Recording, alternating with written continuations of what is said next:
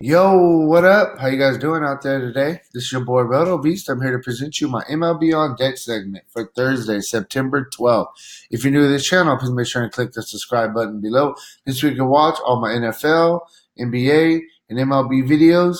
And if you haven't came and checked out our website here at dfscheatsheet.com, you're absolutely missing out. We have all the tools to help you compete with the pros day in and day out, including a complete optimizer, tons of content, daily FanDuel and DraftKings cash lineups. Hey, we're truly a one-stop shop for our DFS needs. So make sure to come check out the site here at dfscheatsheet.com. So we got a lot smaller slate today than we had yesterday, which is cool, man. I could deal with the 7-game slate, get a lot more exposure to what I want than on a 14-game slate. It's a little bit harder. I'm glad that Coors Field is not on this slate because Coors Field absolutely gave me a headache the past 2 days. Didn't work out the way I expected it either day. But it is what it is. Tough losses, move on. Today, ready to bounce back. Let's talk some baseball. Real quick before we jump in this video, two quick things. First things first, if you guys don't mind, please take that quick second, click the like button down below. Helps me out. Really appreciate that from you guys. Secondly, hey man, we extended our NFL luxury box special till this weekend at kickoff. If you haven't already, take advantage of that. Use promo code NFL 2019. You get the rest of MLB. You get all the NFL. Plus, you get NBA daily cash lineups for FanDuel and DraftKings. Our optimizer has all different slates you can play, for both sites, and you get all of our content. So make sure to take advantage of that. Use promo code NFL 2019. And yeah, man, let's jump into today's slate. So we'll start with bats, kind of round it back off with pitchers. I'm going to start with the Dodgers, man. Dodgers in Baltimore, a stadium that's been yielding a ton of runs, going against a lefty. Going against a righty. Oh, I love the Dodgers going against a righty all the time. Winds blowing out as well, 6 miles per hour. Hey, this is a spot. Even though Dylan Bundy's been pretty good, I'm liking all the Dodgers lefties here. You can even look at the righties for the most part. Dylan Bundy does have somewhat of a reverse splits. 31% hard contact rate, 177 ISO to lefties, 258 ISO to righties is Bundy's numbers. We're looking at Jock Peterson, Beatty, Bellinger, Corey Seager's in play. I'm going to be honest with you. I'm looking at every single Dodger in this spot. This was a spot like 2 days ago. I told you guys that they were going to have an absolute monster day. They ended up scoring like 5 runs in the first inning or something like that. I definitely think that you can basically look at this whole lineup 1 through 9. My priority is going to kind of go with how the actual roster shakes out for the day. But I really, really like all these Dodgers. Don't want to forget about Gavin Lux, the young rookie. Dodgers, my favorite team today to kind of get my day started looking at some hitters. Next, I'm going to go to Houston. I like the Astros as well. They get a matchup against Homer Bailey. He gives up a 44% hard contact rate, 165 ISO to lefties, 147 ISO to righties. Homer Bailey's having a better season than he's been having in the past. I used to always target Homer Bailey. And this year, he's definitely stepped it up a little bit.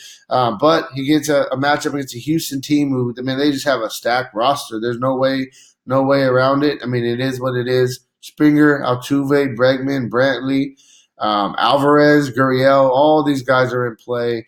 I like this Houston team a lot. They're in a really, really good spot. Next, we're going to go to Toronto, and I'm going to talk about Boston. Boston gets a matchup against their former pitcher, Clay Buchholz. Gives a 40% hard contact rate, 193 ISO to lefties, 211 ISO to righties.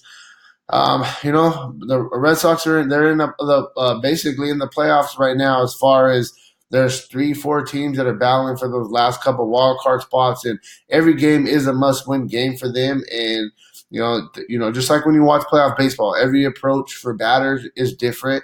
They're a lot more patient. They do everything they absolutely can to get on base, and it's desperation, and that's what's going on with Boston right now. They have to focus up. They have to win games that they should win. Today should be a game that they should get against Buckholz. Mookie Betts, Devers, Bogarts, JD Martinez, Benintendi, Mitch Moreland. You can look at their whole core. Definitely think that all those guys are taking a lot more better approaches right now in the season with only 20-something games left. Next, we will move on to Texas. I like Tampa Bay. I liked them yesterday. Going to go back to that well again. They get a matchup against Colby Allard. 33% hard contact rate, .088 ISO to lefties, 1.103 ISO to righties. I mean, the numbers don't look bad. He's not a horrible pitcher, but it is in Texas. It is hot. Wind's blowing out to right field at 8 miles an hour. I can see a couple lefties hooking the ball and getting it out the yard. I like this race team. If Duffy's going to be on the top of that order, then you could consider him. He's, coming on the cheaper end. Tommy Pham, Meadows, Garcia in that cleanup spot's looking like a pretty promising spot. Leonard, Aguilar, Kiermaier gives a stolen base upside and power upside. Tampa Bay, I think they're in a good spot here to put up some runs today.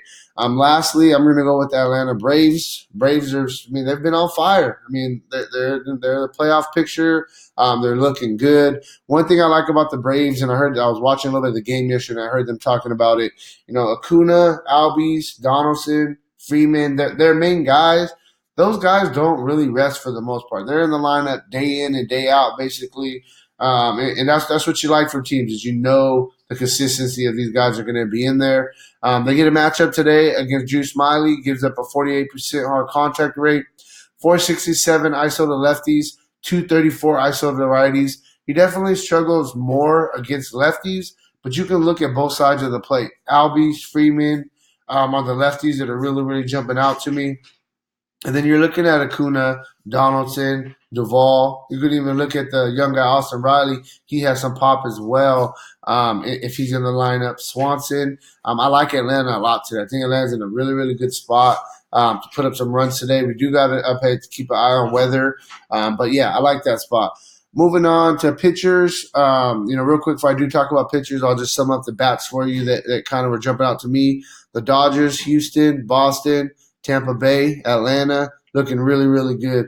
Pitching-wise, I'm only going to give you a couple options because if you're going to pay up, you pay up for Verlander. It is what it is. The guy's coming off a no-hit bid 2 games ago. Last game, he had a really, really good start as well.